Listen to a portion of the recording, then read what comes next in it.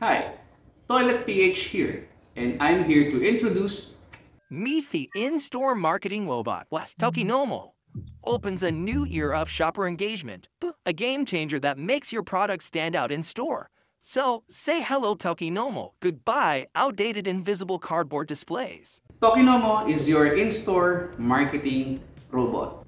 Let's talk about POSM, Point of Sale Materials. So ito yung makikita nyo when you enter an aisle in a supermarket, mga retail shops, department store, groceries, mga ganyan. It could be a poster, banners, standee, floor decal, stickers on the product. Yung pinaka-paborito ko, wobbler, kasi it catches my attention.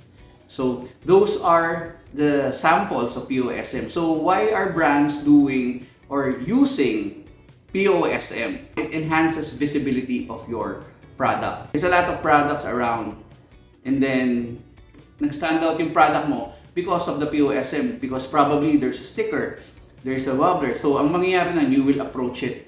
Makikita mo, it will educate you about the brand, for the product. Makikita mo pa, uy, si Beanie nandun. Or makikita mo si G22.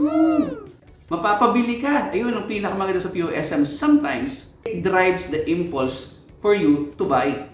Kasi nakita mo lang dun eh, uy, SB19 napabili ka, hindi mo naman kailangan. Pero magagamit mo naman. Ganun ka-importante or ganun ka-helpful ang isang POSM. Saan ngayon papasok si Tokinomo? Again, Tokinomo is your in-store marketing robot. When it comes to enhancing visibility, calling the attention of target audience, engagement, number 1 to. Dadaan ka pa lang sa aisle, hindi mo tinitingnan yung aisle na yun kasi wala ka namang planong bumili o hindi mo alam na nag-i-exist siya. Pagdaan mo, tatawagin ka niya. Parang ganito.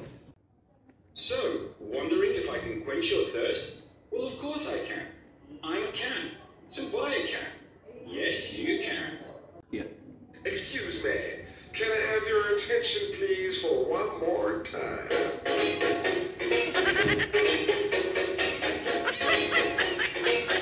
So, kung interested ka, meron kaming few units nito, gamitin natin sa pilot stores mo, email nyo ako, then let's talk about Tokinomo.